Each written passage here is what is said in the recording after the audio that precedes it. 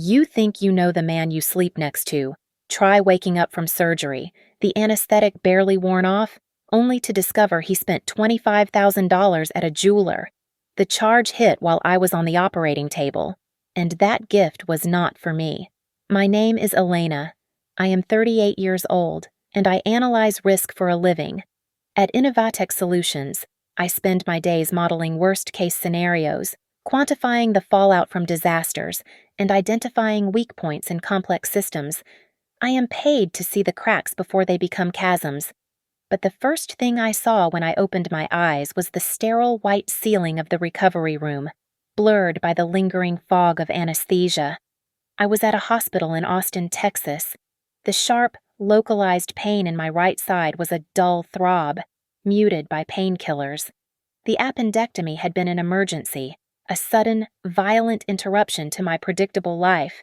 The second thing I saw was my husband, Marcus. He was sitting beside the bed, holding my left hand. He looked perfect, as he always did. Marcus, 40 years old, a successful developer at Apex Properties, looked like he belonged on the cover of a magazine about luxury real estate. His suit was impeccable, his hair flawless. He was also looking at his watch. He must have felt my gaze because his head snapped up. His face arranged itself into a mask of worried relief. Elena, baby, you're awake. God, you scared me. He leaned in and kissed my forehead. The gesture was familiar, but the pressure was too light, too brief. It felt like a formality. How are you feeling? He asked, his thumb rubbing the back of my hand. Like I got stabbed. I managed to rasp. My throat was dry. Right. Of course. He glanced at his watch again. A flash of irritation crossed his features before he smoothed it away. Listen, honey, I am so sorry about this. I already knew what was coming. I love you, he said, the words sliding out with practiced ease. But I absolutely have to run. I have an urgent client meeting. It's unmovable. I tried to reschedule, but it's the final walkthrough on the new complex. I'll be back in a few hours, I promise. I just nodded.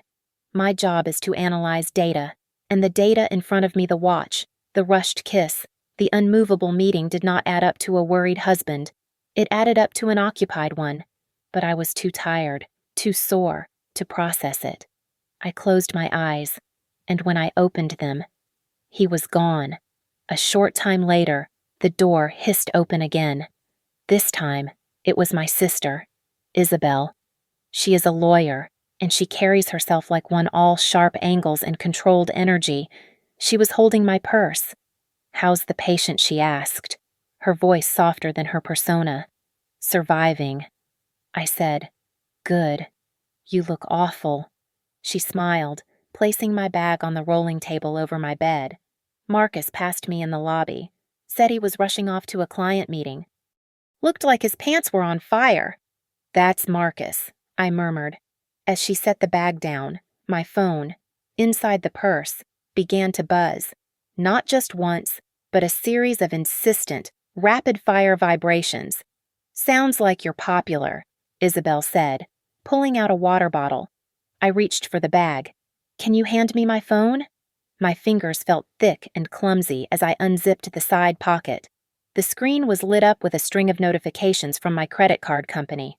Fraud alert, transaction alert. I squinted, the fluorescent light of the hospital room making the screen glare. I tapped the top notification. Transaction alert. Vance & Co., Jewelers. Amount $25,000. I blinked. $25,000. At Vance & Co., the most exclusive, by-appointment-only diamond shop in the city. I swiped to the next alert. It was a fraud warning for the same amount. The bank had flagged it as unusual. What is it? Isabel asked, noticing the color drain from my face. I stopped.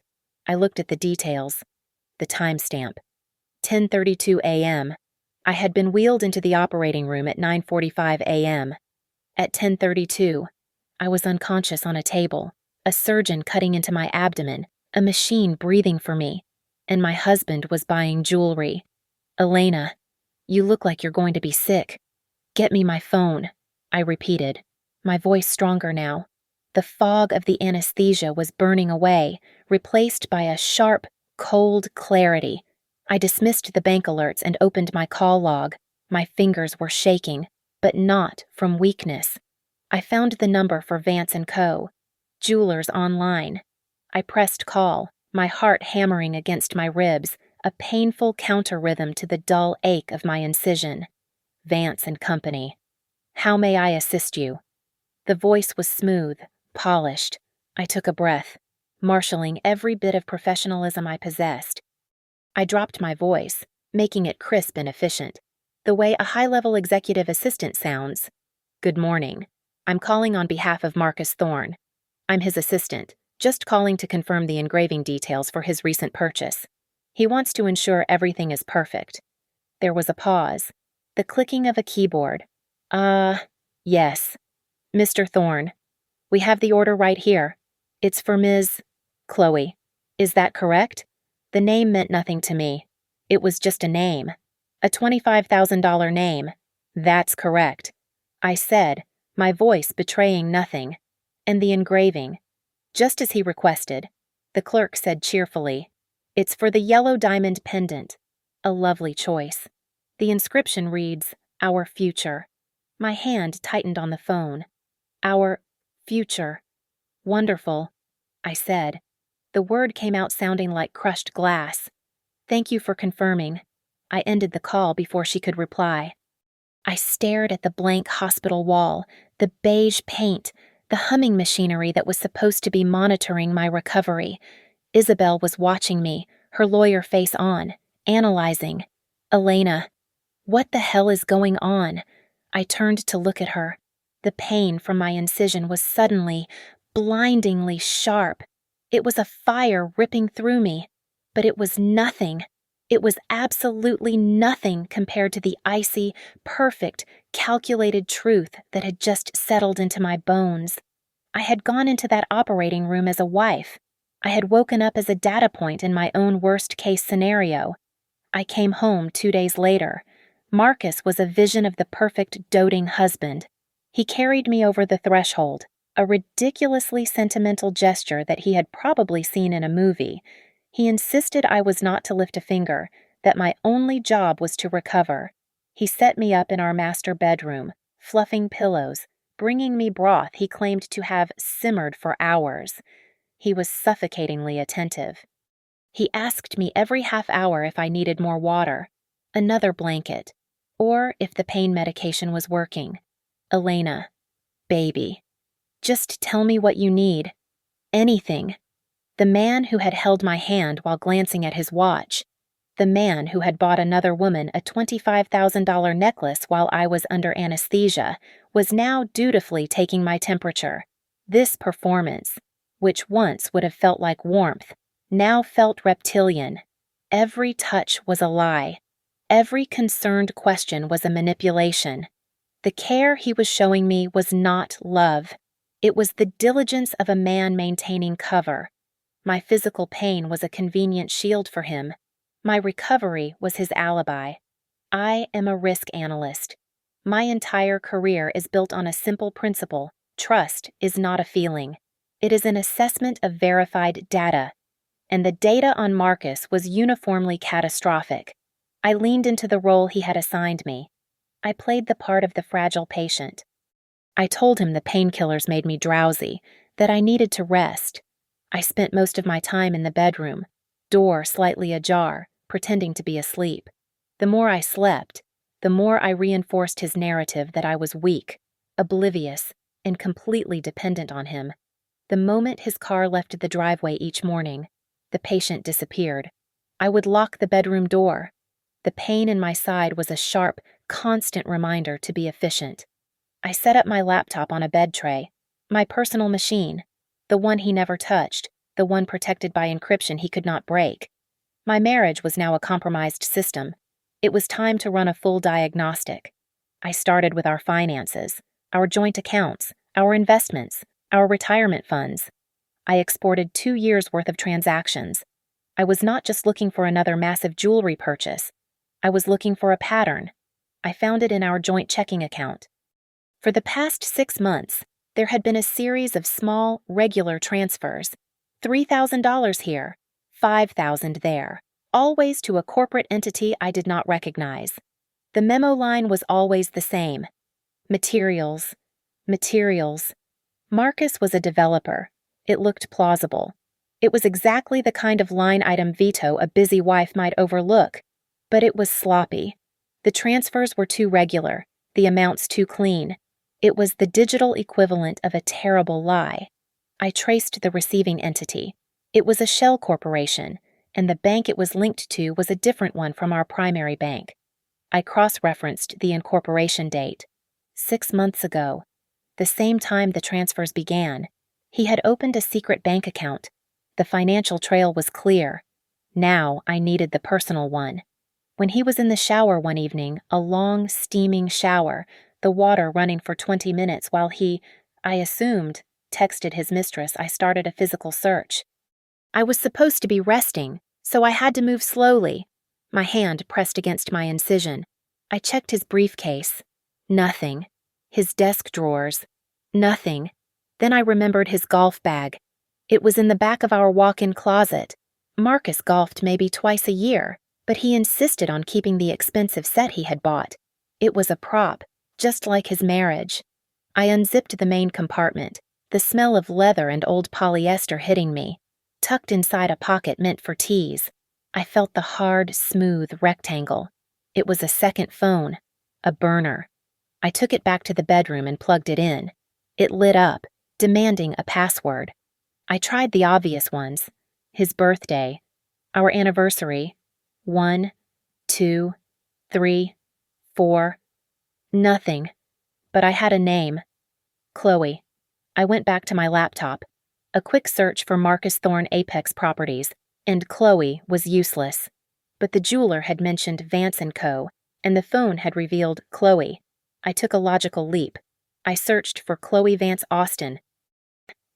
Her social media profile was public. Of course it was. She was young, maybe mid-20s, with the kind of manufactured beauty that required constant validation.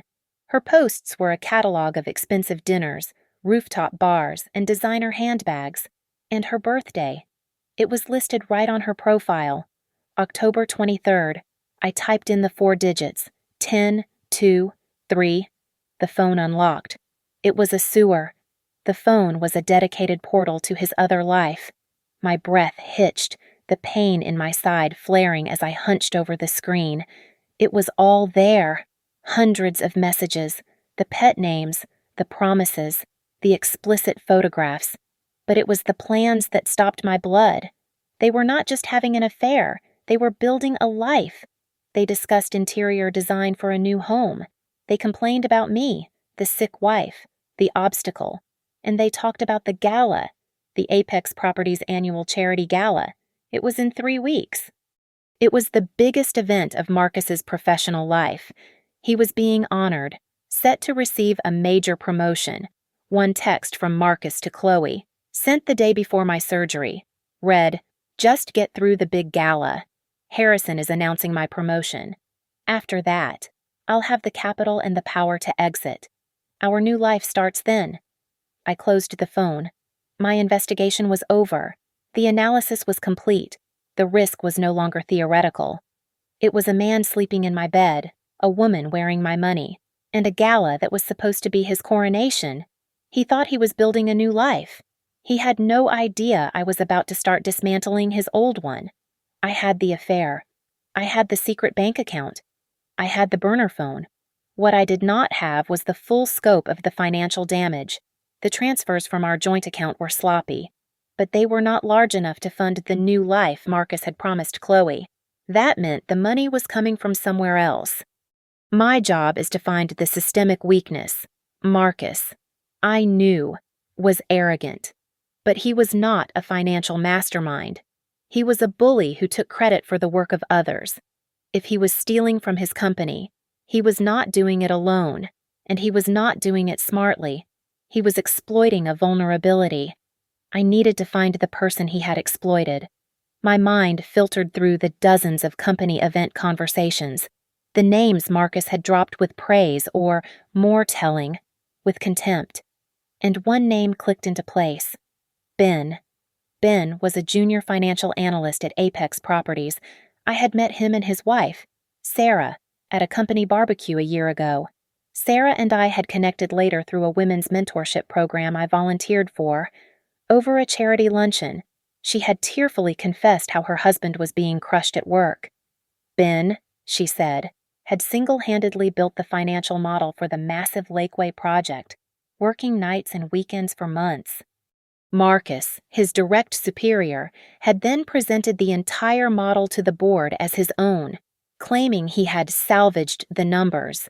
Marcus had gotten a massive bonus. Ben had gotten a pat on the head. Ben, I knew, despised my husband. I could not approach him as Elena, the betrayed wife. I had to approach him as Elena Thorne, the senior analyst at Innovatech. I sent an email from my work address, keeping the tone professional. I was exploring personal investment opportunities in commercial real estate and valued his on-the-ground perspective. He replied within an hour, likely thrilled at the networking opportunity. We met at a coffee shop in a neighborhood neither of us lived or worked in. It was loud, anonymous, and perfect. I was still moving with deliberate care, my hand unconsciously hovering near my incision. I used this. I looked like a victim. I looked like I was still recovering. Ben, you're so kind to meet me. I'm sorry. I'm still moving a bit slow, I said, as I settled into a chair. Of course. Elena, please. I was so sorry to hear about your surgery. He was nervous, a decent man, already uncomfortable. I'm managing, I said, waving away his concern. Ben, I'm going to be very direct. I am not here to talk about real estate. I'm here because I know Marcus is compromised. Ben's face went blank. It was the terrified look of an employee cornered by a superior's personal life. I don't know what you mean. I don't get involved in... I did not have time to be delicate. He stole your Lakeway project. Ben, I know he did. The blood drained from his face. His professional fear was instantly replaced by a personal, burning anger. That was the nerve. He thinks he's brilliant. I continued, my voice low and even. He is not. He is a thief. And he is doing it again. He's moving money. I need to know where it's coming from. Ben, I can't. Elena, he's my boss. He's about to be made vice president. He could destroy my career. I slid my phone across the table, the screen showing the Shell Corporation transfers. He is already destroying yours. Ben, he's just doing it slowly. I found this in our joint account. He's sloppy. What else is he sloppy about? Ben stared at the screen. He was a man who lived by spreadsheets and clean data. This was an affront to his entire worldview. He looked up, his jaw set. This is nothing, he said, his voice dropping to a whisper. You're looking in the wrong place. He leaned forward, the cafe's noise fading into a dull roar. He's not just moving your money, Elena. He's embezzling. From Apex. My heart, which had been a cold stone, gave a hard, painful kick. How the vendor invoices. He's the project lead. He has authority to approve invoices up to $50,000 without a second signature. He set up a fake vendor, Chloe Vance. I said. It was not a question. Ben's head snapped back. How did you... He bought her a necklace while I was in surgery. I said. I'm a fast learner. Ben let out a choked, bitter laugh. Of course. She's on the payroll. Chloe Vance Designs. She's listed as an interior design consultant. He's been approving payments to her for services rendered on projects that haven't even broken ground. How much I asked, my voice flat. As of last week, he's funneled $1.2 million. $1.2 million. The room tilted. This was not a fling. This was a conspiracy. And the board is about to promote him, Ben added, his voice dripping with contempt. At the annual charity gala. They're giving him the Developer of the Year award, and Harrison is announcing his promotion to vice president. It's the biggest event of the year. My mind seized on the date. The gala. The big gala from the burner phone. The night his new life was supposed to begin. He's stealing from the company that is about to make him an executive.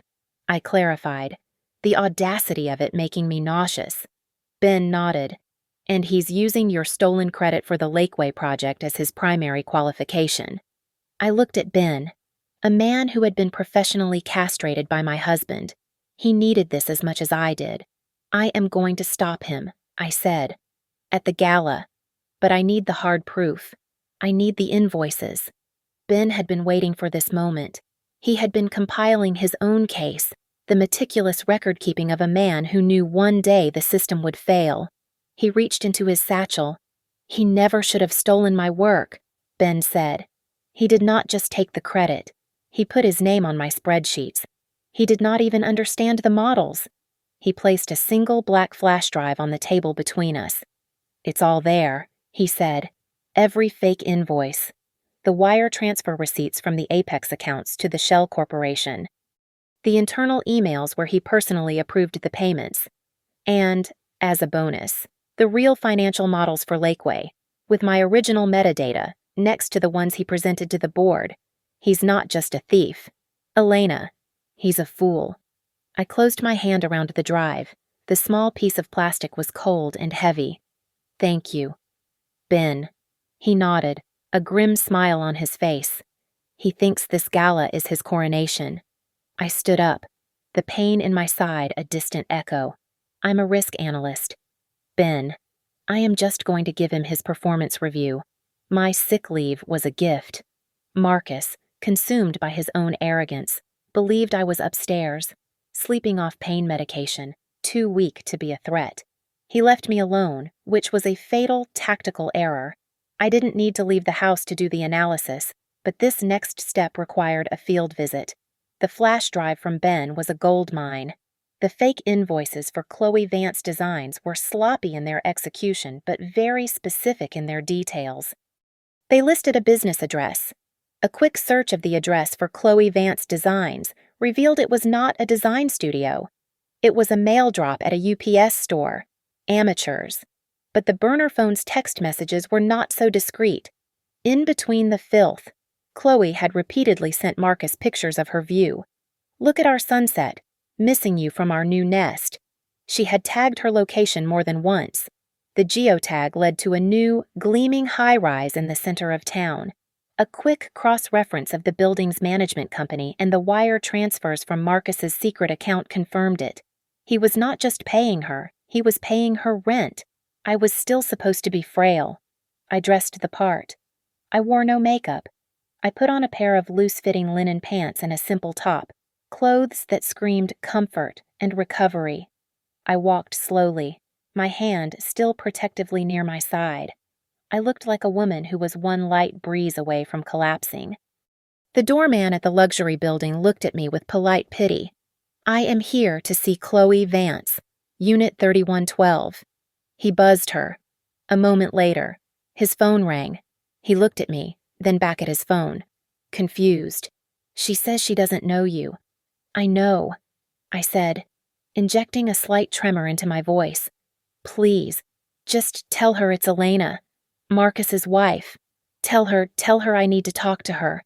It's important. The pity in his eyes was now mixed with a delicious sort of drama. He relayed the message. A long pause. Finally, a curt, "You can send her up." The elevator ride was smooth and silent. I was a risk analyst walking into the heart of the risk, but this was not an emotional confrontation. It was a data-gathering mission and a hostile recruitment. The door to Unit 3112 opened before I could knock. She was exactly what I had expected, and less. Younger, maybe 25, with professionally blonde hair, lips that were too full to be natural, and the hard, bored eyes of someone who has been beautiful their entire life and expects it to do all the work. She was wearing a silk robe. It was 2 in the afternoon. The yellow diamond pendant hung in the hollow of her throat. Our future. "Can I help you?" she asked, her voice a lazy drawl. She leaned against the doorframe, smugness radiating from her. She thought I was there to beg, to plead, to cry. She thought this was the part where the old, discarded wife makes a scene. I let the silence hang for a moment. I just looked at her, my expression one of calm, clinical assessment. "Hello, Chloe. I'm Elena. I know who you are. What do you want? I'm not here about Marcus," I said, my voice quiet, forcing her to lean in. "I'm here because we are both in a lot of trouble." Her smirk faltered. "Just a little. I do not know what you are talking about." "May I come in?" I asked, already stepping past her into the apartment. It was all white leather and chrome. It looked like a hotel lobby, not a home. She shut the door, her confidence replaced by a new, wary curiosity. "I am still recovering from surgery," I said, moving slowly to the white couch and sitting down without asking. "I am not here for a fight. I am here to warn you. Warn me about what that your husband is leaving you. I already know that." I ignored her. I reached into my purse. I did not pull out Ben's flash drive. I pulled out a separate folder, one I had spent the last night fabricating. My skills at analyzing data, it turns out, are just as useful for creating it. I pulled out a printout of a hotel folio. Hotel Zaza, Dallas. From 2 weeks ago. I did not know about the woman in Dallas. I said, sliding it onto the coffee table. "Did you?" Chloe's face froze. "What is this?" "It's a hotel bill. For a suite. In his name. While you were here, and I was in the hospital. He was in Dallas. That is ridiculous. He was with me. Was he?" I slid another piece of paper across. A printout from a high-end boutique in Dallas. A receipt for a pair of shoes. $4,000. They were not your size. And they were not mine. Chloe stared at the papers. Her brain, which I suspected did not get much of a workout, struggling to process this new information. "This is a lie." "Is it?" I asked. "I'm an analyst. Chloe. I analyze systems. Marcus is a system. And he is a predictable one. He is doing to you exactly what he did to me, and he is doing it to her just like he's doing it to you." He is not," she stammered, the arrogance cracking. "He is," I said, leaning forward. "But this is the part you really need to worry about." I pushed a final fake bank statement across the table. It showed a new account, one I had mocked up, with transfers to a third shell company. "He's not just cheating, Chloe. He is stealing. He's been embezzling from Apex Properties for almost a year, over $1 million. Her eyes went wide with genuine fear. "This," she understood. "And here is the part that involves you," I said, my voice becoming sympathetic. "All those invoices for Chloe Vance Designs. That's you, isn't it? That is how he's been paying you." She just stared. "Chloe, that is not a payment. That is a paper trail. That is how he makes you the scapegoat. When the company finds out the money is gone and he will be the new vice president, and you will be the consultant who cashed all the checks. He has built his entire exit strategy on your signature." The smugness was gone. The color had drained from her face. She was a pawn, and she was finally, horribly, seeing the board. He told me it was a bonus. He said he loved you." I finished. "He said you were his future." I'm sure he did. "But right now, his actual future is in Dallas, and he is leaving you to take the fall for his crimes. He is going to get his promotion at the gala, and then he is going to disappear. He will leave me with a ruined credit score, and he will leave you with a criminal indictment. The woman in front of me was not an enemy. She was a tool, and she was primed." "That bastard," she whispered, the words trembling with a rage that was far more potent than the one I had been expecting. "He told me I was the one. He is using all of us," I said, standing up slowly. "I'm going to stop him. At the gala. He thinks it's his coronation. I'm going to make it his execution. I paused at the door. You can either be his co-conspirator when the police arrive, or you can help me make sure he pays for what he did to both of us. She looked up at me, the fake beauty replaced by a raw animal fury. I had not come to her as a wife. I had come as a prophet of her own destruction. And I had offered her a path to revenge. "What do you need me to do?" she asked. "My sister's office is on the 42nd floor. It is a world of silent, expensive carpets, mahogany desks, and panoramic views of the Austin skyline. It is a place where emotions are liabilities and strategy is everything." I walked in, still officially on medical leave, and sat across from Isabel. I did not cry. My recovery had moved past the stage of shock and settled into the cold, hard phase of project management. I placed the items on her desk: the burner phone, the flash drive from Ben. Isabel, who had held my hand and stroked my hair in the hospital, vanished. In her place was the partner at one of the top law firms in Texas. She put on reading glasses, plugged the flash drive into her laptop, and began to read. She did not speak for 15 minutes. She scrolled through the spreadsheets, the scanned invoices, the wire transfers. She read the texts on the burner phone. When she was done, she took off her glasses, folded her hands, and looked at me. "Well," she said, her voice devoid of all sympathy and full of professional admiration, "he is catastrophically stupid. I'm not here for a divorce, Izzy. I'm here for a demolition. Those are not mutually exclusive," she replied. She swiveled to her computer. "We are filing for divorce, effective immediately, on grounds of fraud and dissipation of the community estate. I am simultaneously filing an ex parte motion to freeze every asset: the joint accounts, his personal accounts, the Shell Corporation account you found, and his salary from Apex. By tomorrow morning, he will not be able to buy a pack of gum without his card being declined." She was already dictating to her assistant, her words sharp and rapid. "And the other part I asked." Isabel picked up her personal phone. "The other part is criminal. You are the victim of his fraud, but Apex Properties is the primary target." She dialed. "I have a contact in the district attorney's office. Economic crimes. I am sending this flash drive over right now, as an anonymous tip from a concerned party. I'm sending over $1.2 million in hard evidence. This will trigger an immediate investigation." "Wait," I said, putting my hand on the phone. "The timing. It has to be precise." She raised an eyebrow. "They are honoring him at the Apex Charity Gala. In 2 weeks. He is getting a promotion. I want him on that stage. I want him at the peak, holding the award, when it happens." Isabel's cold, professional demeanor cracked. A slow, wolfish smile spread across her face. "Oh, Elena, that is beautifully cruel. I need the investigation to be silent." I said, "I need the police to be there, but I do not want them to move until I give the signal." She thought for a moment. "That is complicated, but not impossible. The DA's office loves a clean arrest.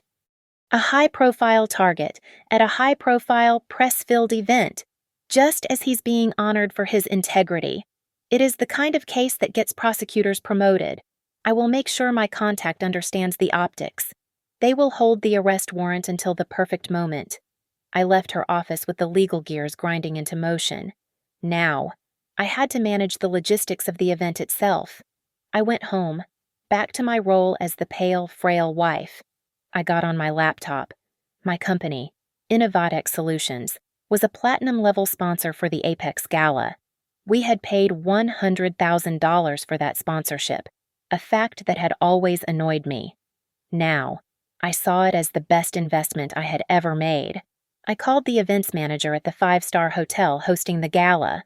I identified myself as Elena Thorne, senior analyst at Innovatech. I explained, personally overseeing our company's sponsorship presentation. "Our presentation," I said, "involves some proprietary, high-encryption video files. It is very complex. I will need to come in and do a full technical check on your AV systems. I need back-end access to the projection booth and the soundboard to ensure compatibility." The manager, terrified of displeasing a platinum sponsor, agreed instantly. Of course, Ms. Thorne, whatever you need. For the next 2 weeks, while Marcus practiced his acceptance speech in the bathroom mirror, I built my own presentation. In the spare bedroom, I linked Ben's data to the burner phone's audio. I created slides. I juxtaposed the 10:32 a.m. timestamp of the jewelry purchase with a stock photo of an appendectomy. I designed a flowchart of the $1.2 million embezzlement with Chloe's design company at the center. I titled the file Marcus Thorne, Developer of the Year Attribute.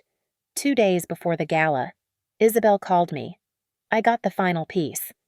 Our private investigator did a follow-up at Vance & Co. Jewelers. What is it I asked? I was in the AV booth at the hotel, testing the audio levels. That $25,000 necklace, she said. It was not the final purchase. It was just the first piece of a set. He also commissioned a ring, a custom 3-carat yellow diamond engagement ring. It was scheduled to be picked up the day after the gala. I hung up the phone. I looked at the massive, empty stage in the ballroom. He was not just leaving me. He was planning to formally replace me, using stolen money, the day after his triumph. I turned back to the control panel and finalized the presentation. The final days leading up to the gala were a masterclass in domestic theater. I played the part of the devoted, recovering wife with an authenticity that deserved an award of its own. I was the very picture of supportive fragility. I made my way slowly from the bedroom to the living room couch each morning, wincing just enough to sell the lingering pain of my surgery. Marcus, meanwhile, had never been happier. He was electric, vibrating with a smug energy that filled our home like a toxic gas. With every legal and logistical piece of my plan clicking silently into place, his arrogance inflated. He was a man who had already won, a man admiring his own reflection in a trophy he had not yet been handed. He treated me with a cloying, condescending tenderness. He would pat my head as he passed by. "Are you comfortable, baby? Need your pills?"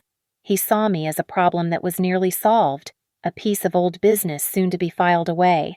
The night before the gala, he stood in front of the full-length mirror in our bedroom, holding up his tuxedo. He had 2 bow ties laid out on the bed, silver or black. "Elena, what do you think?" I tilted my head, pretending to consider it. "The silver? It matches the stitching on the lapels. It will look incredible on stage. See?" he said, winking at my reflection. "This is why I keep you around." Good eye. He turned, holding the silver tie under his chin. He was handsome. I could not deny that. He was a perfect, polished shell. He spent an hour practicing his speech in our living room. I sat on the couch, a blanket over my lap, watching him. He paced, his gestures broad, his voice resonant. He spoke of vision. He spoke of dedication. And then he clasped his hands in front of him, his face a mask of earnest humility. "But success is not built alone," he recited. "It is built on a foundation of trust. It is built on integrity. And most importantly, it is built on the unwavering support of family." He paused, looking directly at me, a warm, proprietary smile on his lips. My stomach turned. I could feel the acid rising in my throat. I forced a smile, wider, brighter. It was a rictus. I was smiling so hard, my facial muscles ached. I was a risk analyst, and I knew that the higher the ascent, the more devastating the fall. And he was soaring. He was oblivious. My adoration was, to him, as natural and expected as the air he breathed. He was constantly repeating his new mantra. "Just wait, baby. After tomorrow night, everything changes. Everything is going to be so much better. You just have to trust me. I do trust you.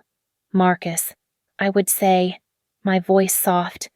"I trust you completely." That evening, the night before his world was scheduled to end, he came home with a small, flat box from a department store. It was wrapped in cheap, glossy paper. "I have something for you," he said, sitting beside me on the couch. For me, I asked, feigning surprise. Just a little something, to celebrate you being back on your feet, to mark the end of this rough patch we have been through, a new beginning. I unwrapped it. The box was faux velvet. Inside, on a bed of stained cotton, was a bracelet. It was thin, silver-plated, and studded with what I knew, even from a distance, were chips of cubic zirconia. It was the kind of thing a teenager buys his first girlfriend at the mall. It was an afterthought. It was an insult. Oh, Marcus. I breathed. It is beautiful. He beamed, his chest puffing out. He had fulfilled his husbandly duty. He had brought a trinket to the invalid. "Let me," he said. He took it from the box and fumbled with the clasp. He fastened it around my wrist. It felt cold and light, like a tiny, cheap handcuff. "There," he said, patting my hand. "Now you have something pretty to wear for my big night." I looked at the flimsy piece of metal glittering on my skin, and I thought about the $25,000 yellow diamond pendant.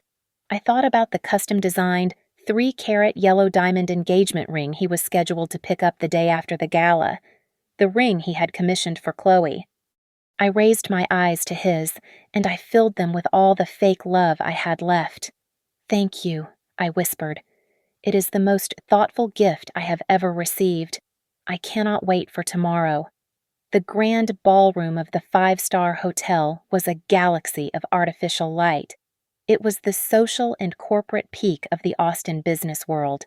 Cameras flashed on the red carpet, capturing the diamonds and tuxedos of the city's most powerful players.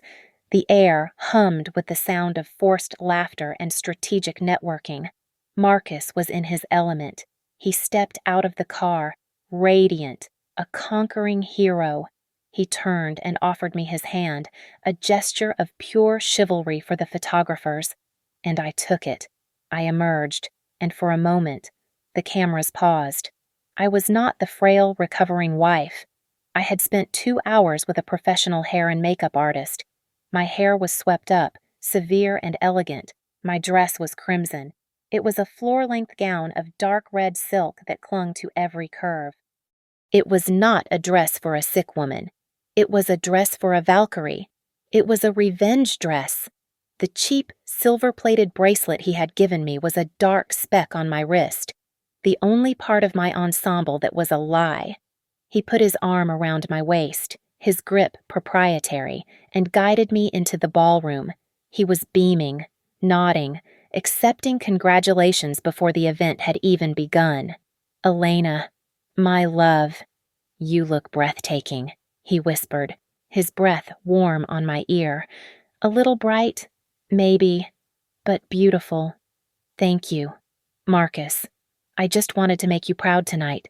His chest swelled. He immediately spotted Mr. Harrison, the CEO of Apex, and his wife. He pulled me forward, his hand possessively on the small of my back. "Howard," he boomed.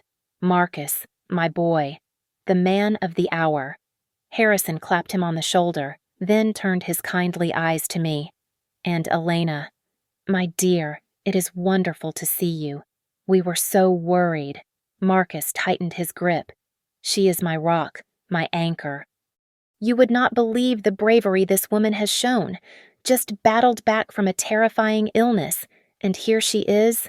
Did not want to miss my big night."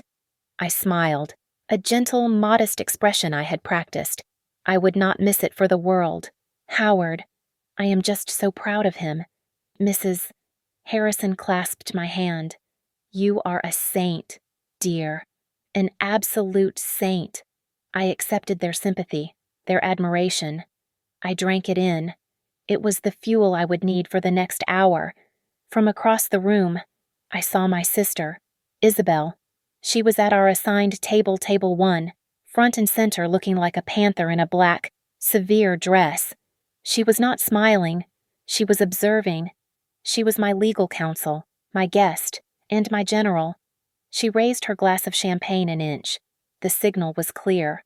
All was in place. I scanned the clusters of Apex employees. I found Ben.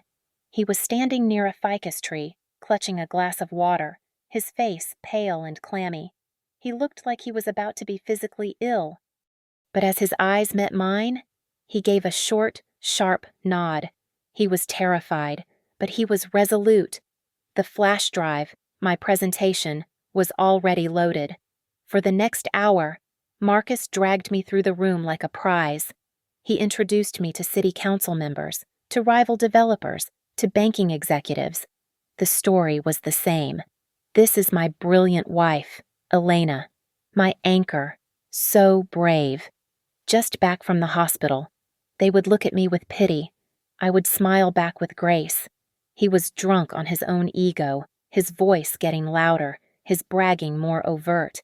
When Harrison announces the promotion, our entire world changes. This is just the beginning. I kept smiling, my gaze sweeping the room. I was not looking at the guests.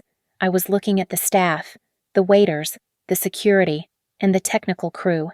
And then I saw her. In the back of the ballroom, in the shadows behind the last table, was the AV control booth. Standing just outside of it was Chloe.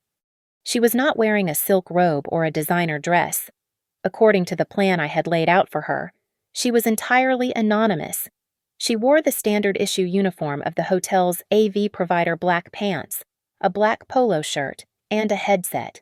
The fake ID I had created for her, identifying her as a temporary contractor, had worked perfectly. She was not a guest. She was a technician. She was a ghost in the machine. Our eyes met for a fraction of a second across the expanse of the ballroom. I saw no fear in her. I saw no remorse. I saw only the cold, sharp fury of a woman who had been played just as surely as I had. She had been promised a future, and she had learned it was a lie. She, too, was here for her revenge. She gave a tiny nod, invisible to everyone but me, and slipped back into the control booth. The lights in the ballroom began to dim.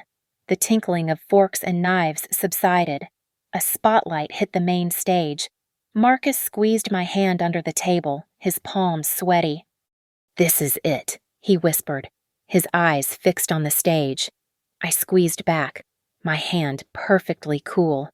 "I know. I am so excited for you."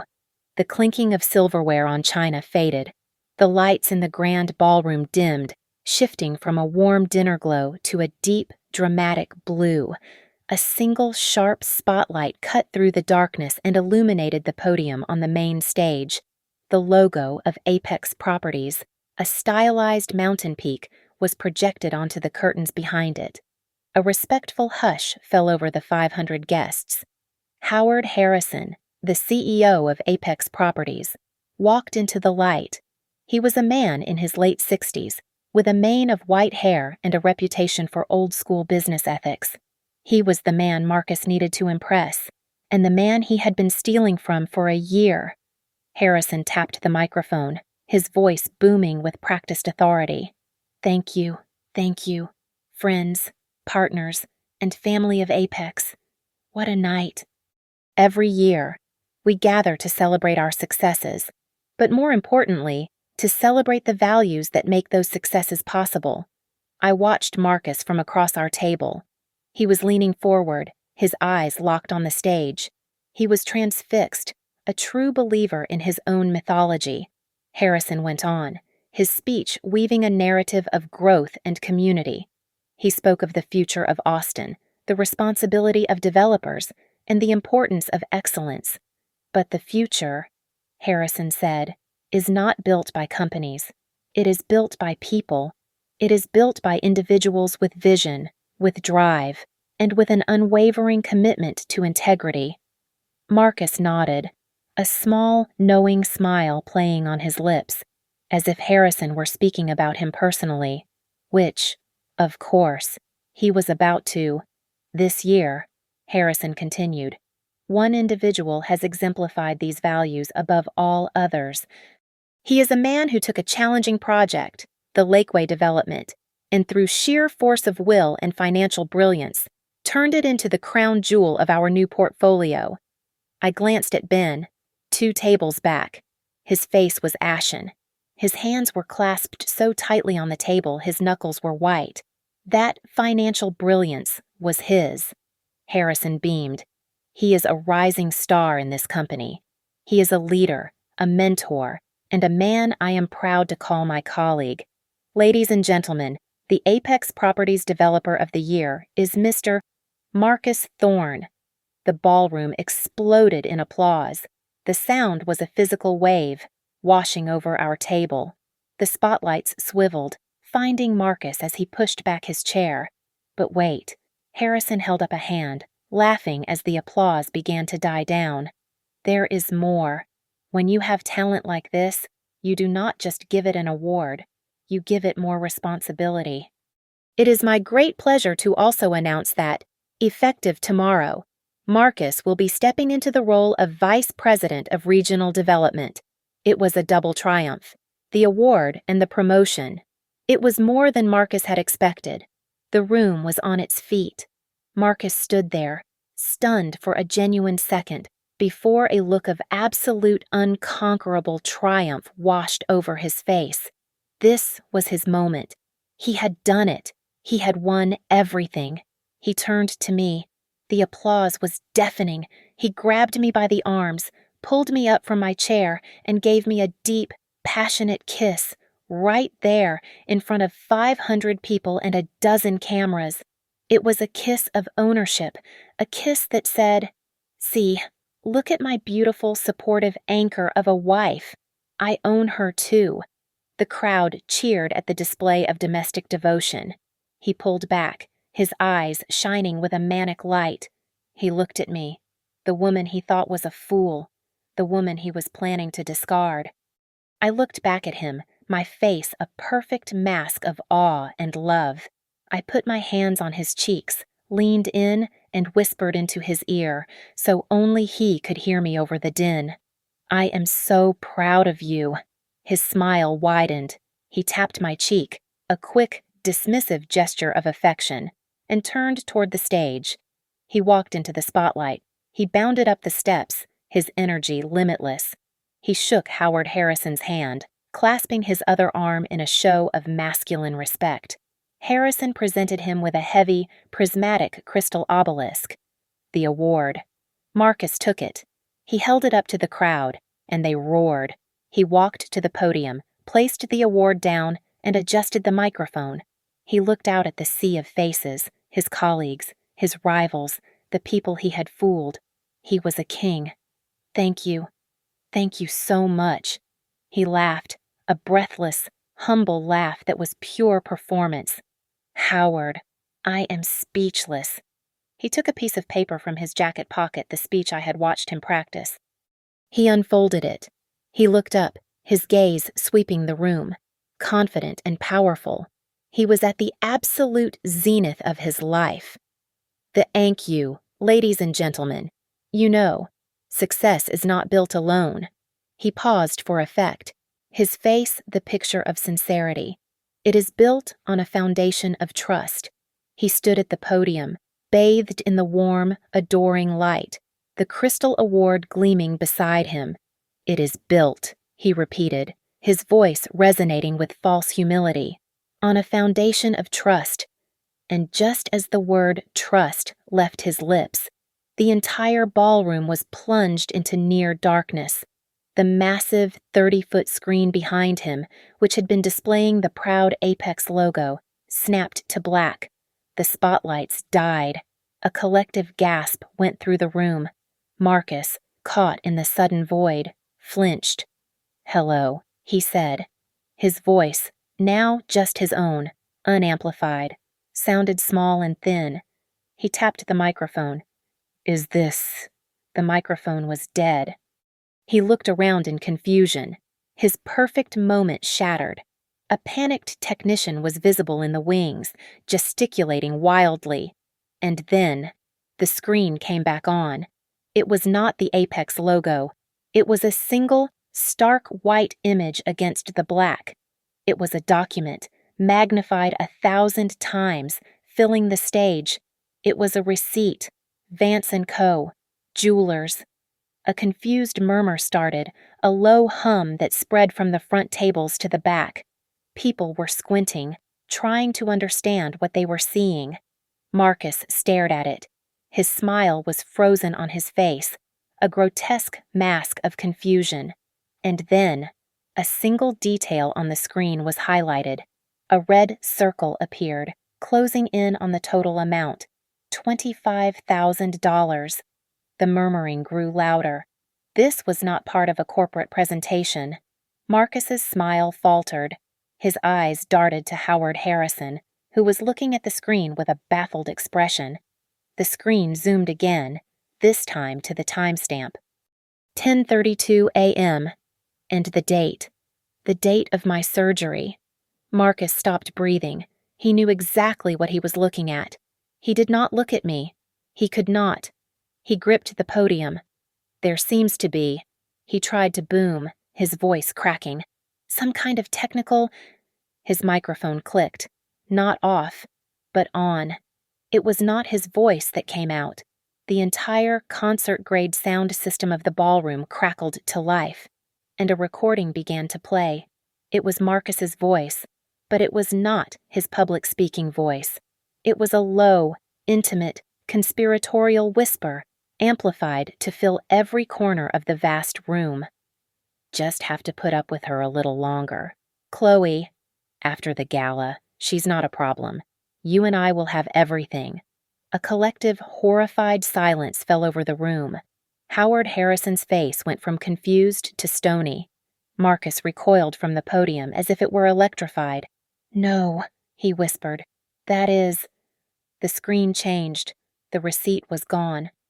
In its place were screenshots, text messages, a long, scrolling conversation between Marcus and Chloe. "I can't wait to be done with her. She's not a wife. She's an anchor. Our new life starts after the gala. I promise you, our future. I bought you something shiny for our future. You'll love it." The crowd was reading in stunned silence. This was not just a technical glitch. This was a demolition. Marcus was shaking his head, his face white, his eyes frantic.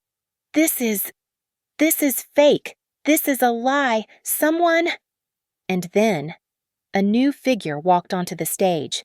She emerged not from the wings, but directly from the back of the room, walking up the center aisle and climbing the stairs. It was Chloe. She was still in her black polo shirt and black pants. She had her AV headset on, but in her hand, she carried a second live microphone. She walked straight past the frozen, gaping form of Marcus Thorne and stood in the center of the stage, directly in front of the screenshots of her own text messages. She looked at the crowd. She looked at Howard Harrison. Then she looked at Marcus. "He is right," Chloe said, her voice clear and cutting, echoing through the silent ballroom. "He did promise me everything." Marcus lunged for her, his face a mask of rage. "What are you doing? Get off this stage!" She sidestepped him easily, never taking her eyes off the crowd. "He also forgot to tell you," she said, her voice ringing with cold fury, "about the $1.2 million he embezzled using my name." Marcus spun on Chloe, his face a contorted mask of purple rage and disbelief. What in the hell do you think you are doing? You crazy!" He lunged toward her, but his voice was cut off. "That is quite enough." My voice, amplified by the theater sound system, sliced through the chaos. I did not shout. I did not have to.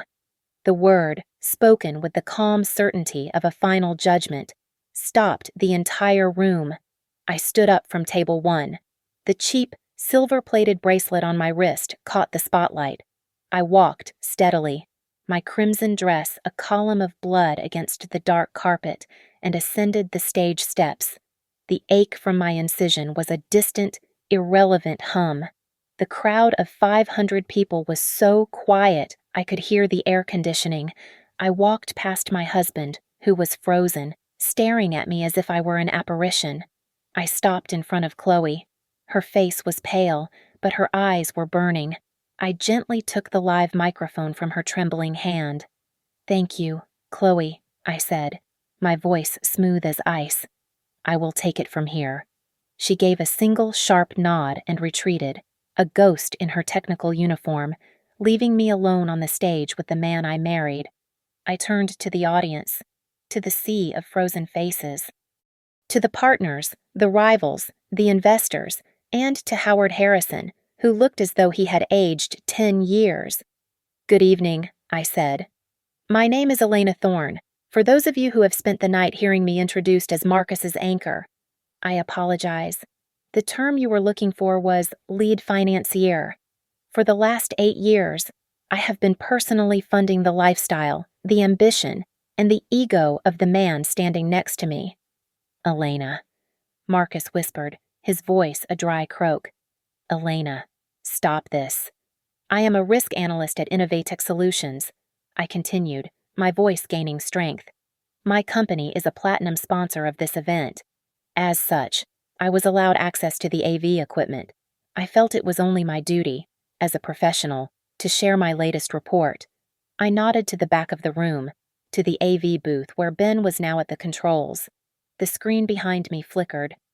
The incriminating text messages vanished, replaced by a crisp, professional title slide.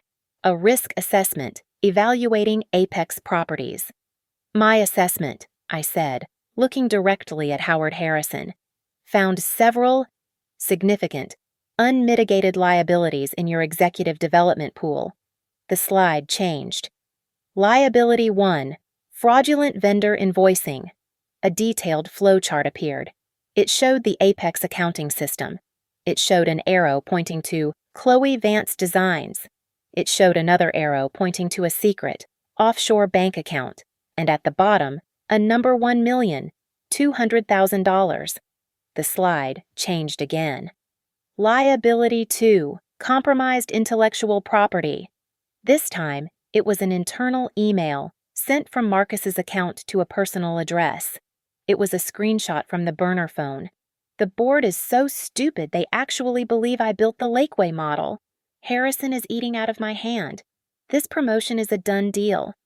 Howard Harrison made a low, guttural sound, like a man who had been punched in the stomach. "This is a lie!" Marcus finally roared. He lunged for the podium. For me. "It is all lies. She is sick. She is vindictive. She just had surgery. She is delusional.